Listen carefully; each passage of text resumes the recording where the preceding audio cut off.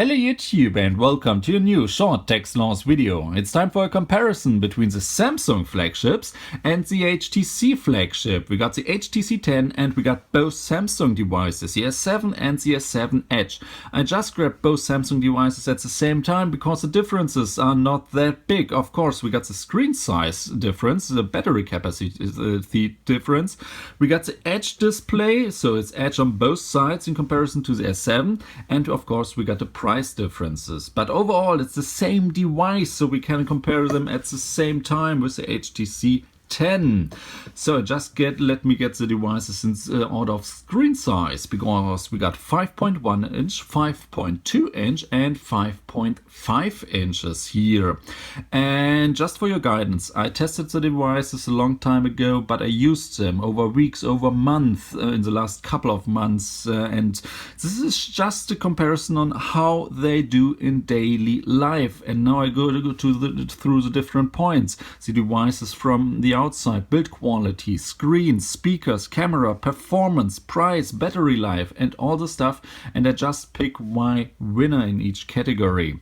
So first of all, we got two different builds here. On the Samsung devices comes with a black with a glass surface, or with a glass backside, while the HTC 10 is a full body aluminium design. The Samsung devices got this only an aluminium frame and glass on the backside, and you have to choose which design you like best. I, on my hand, really like both devices holding in my hand, but in comparison, the 5.1 Samsung S7 feels way smaller in my hand than the 5.2 HTC device. HTC built the device wider, definitely. And in comparison with the S7 Edge, I really have to say the S7 Edge feels also smaller or slimmer in my hand than the HTC. But this is something you have to choose by your own, and choose carefully. Most of you guys will use the devices for at least 2 or more, 3 or 4 years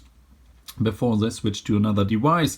And this is a good thing, because you are in all three devices are high-end smartphones, and they're the top of the pops, they're the top of the line, and they are fast. Every device is a really good smartphone, and there will still be good smartphones in the next couple of years without any questions. But you have to choose which do you like more, which feeling in your hand or which material to work with.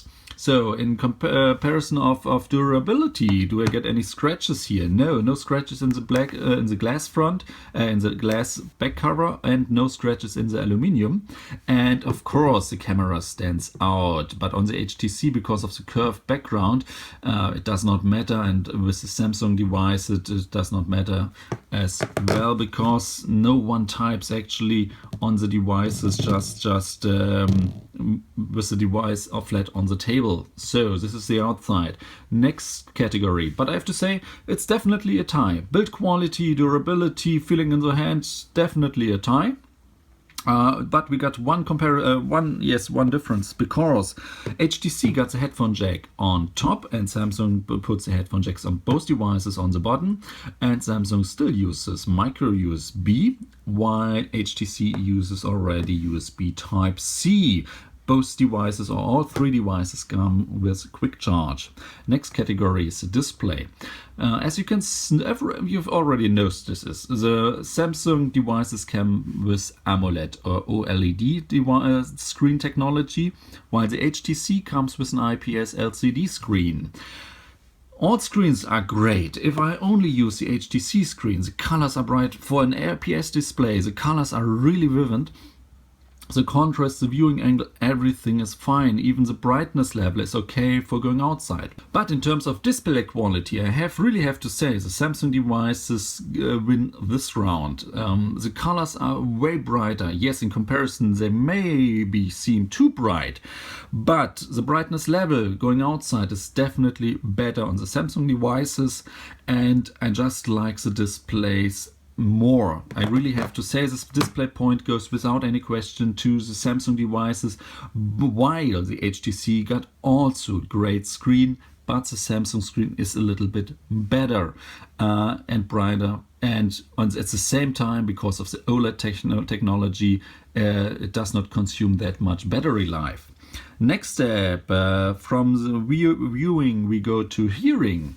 Audio. Both Samsung devices come only with a normal mono speaker on the corner, on the right corner, and it's okay. It's standard quality speaker sound, but it's definitely the most negative point on the Samsung devices. Not because the speaker is that bad, but because the speaker is just that average. It's nothing fancy, nothing great. And here comes the HTC in. We all already know the HTC boom sound technology with two speakers. This time we got the speaker also on the right corner of the HTC device.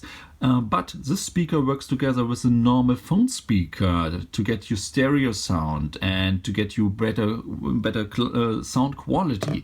And I really have to say, yes, the speakers on the HTC are way louder and way better sounding than on the HTC devices, on the Samsung devices. And that's not all. Phone quality, listening quality, also average on the Samsung devices, no problems here, it's just standard. But on the HTC device, way better, even with headphones. Yes, if you're fancy about headphones, listening high-end music or anything, then you get standard quality with the Samsung devices, but even better or way above average quality with the HTC device.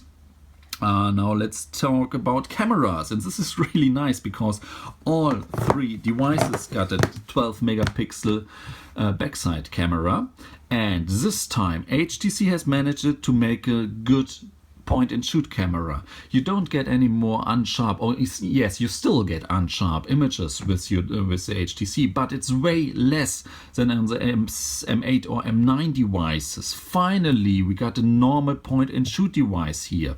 I have to say, if I take 10 pictures, I get 7 pictures sharp out of the HTC 10, but I get 8 pictures are sharp without doing anything, without thinking about it, out of the Samsung devices. And it does not matter what I do. If I take photos, if I take videos, low light, brightness outside in the sunny daylight or anything, the HTC makes good pictures and good videos. Yes, but Samsung cameras is still a little bit better. I get better pictures, I get better videos, and I get definitely better low light pics.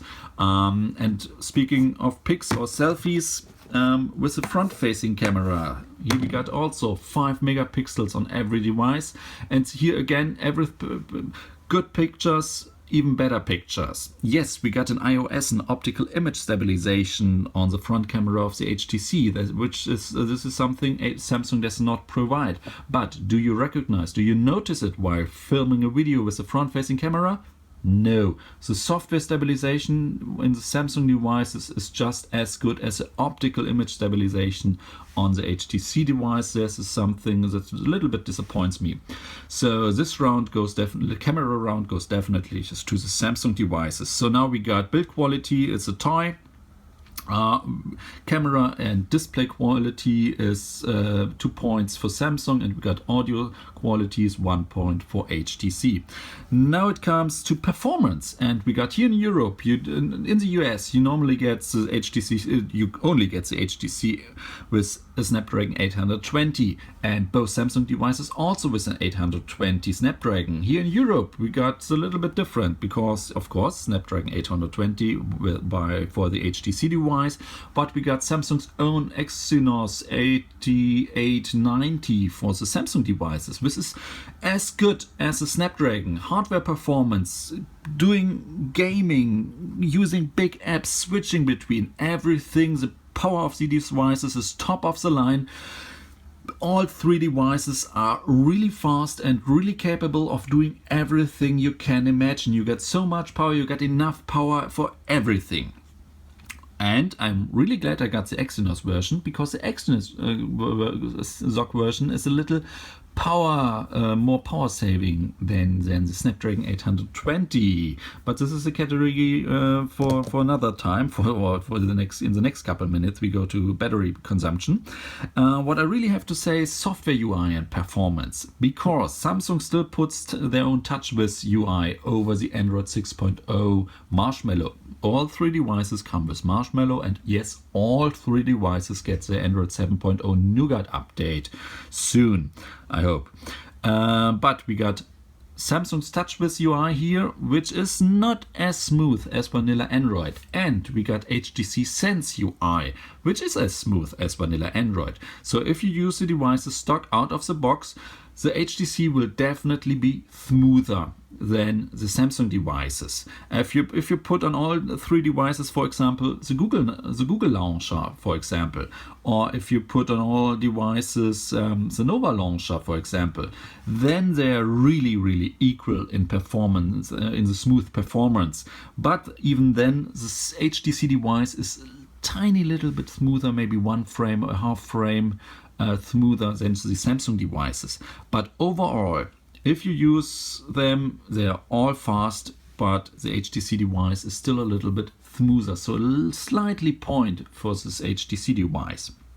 Next step, now power consumption. Those two devices got a 3000 milliampere battery, and they perform really at the same level. You got through 1 day without any problems. Even as a hardcore user, you go through 1 day without problem. 2 days if you're a normal user, yes. But this depends on the brightness level of the display.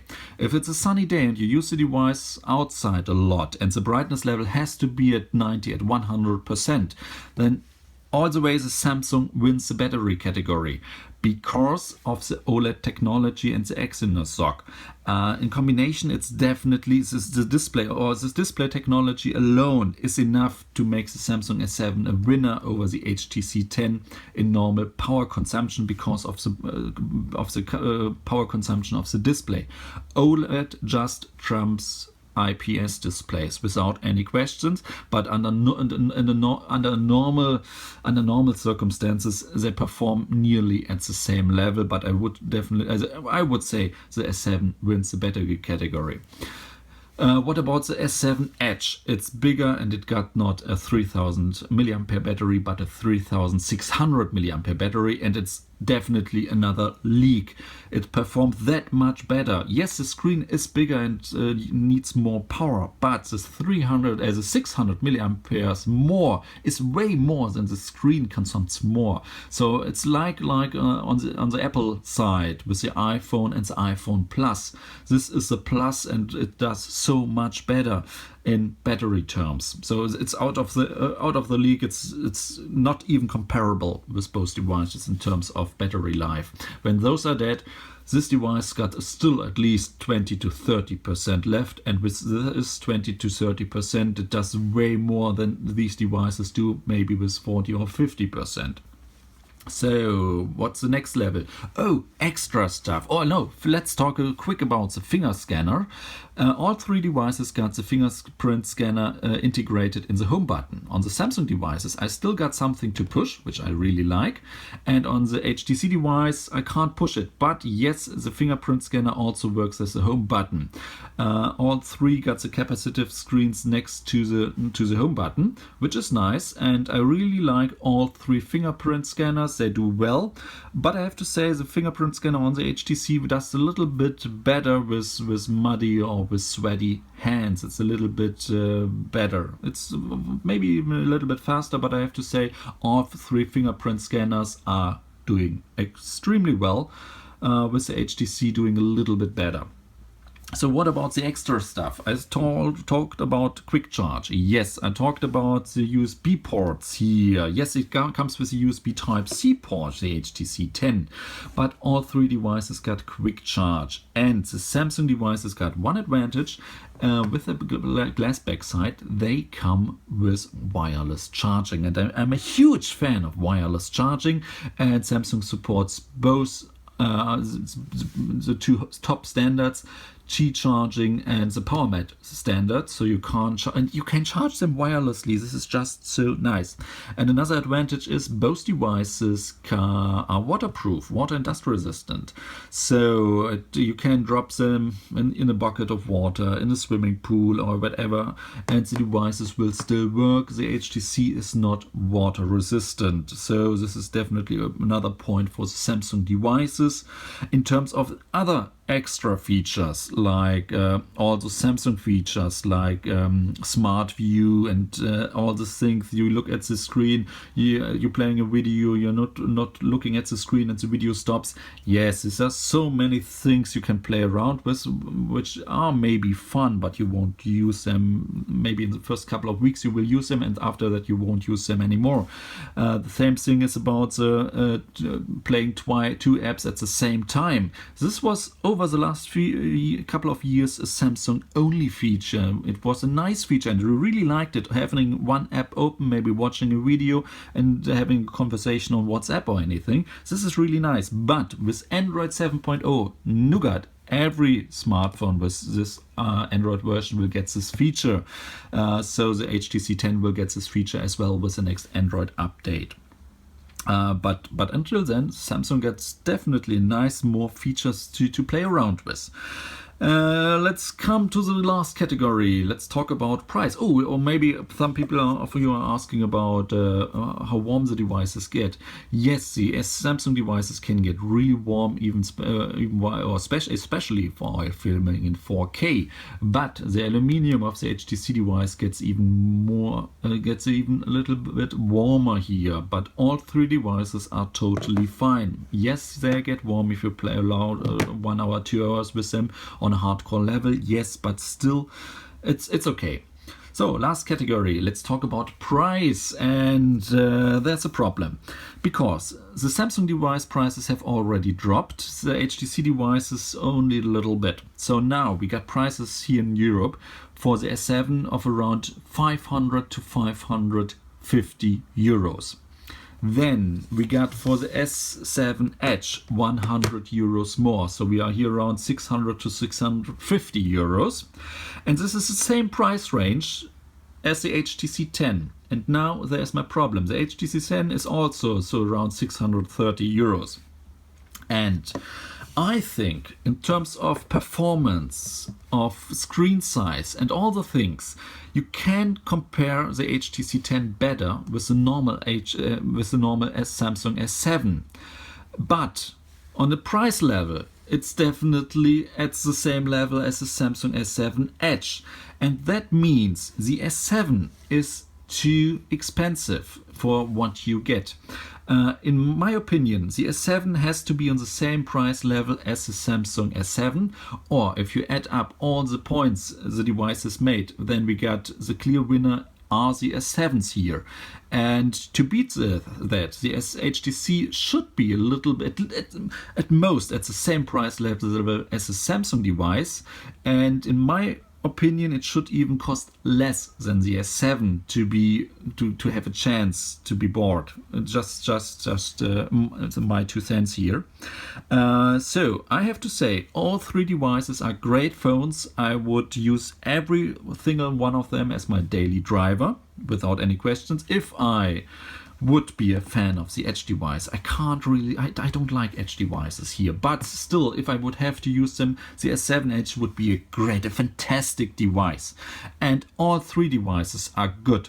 The HTC is a good to very good phone, and the S7 devices are only very good phones. So this year, for me, the clear winner of the Samsung versus HTC contest is again Samsung. So this is it. Thank you guys for watching, and I'll see you all in the next video. Bye!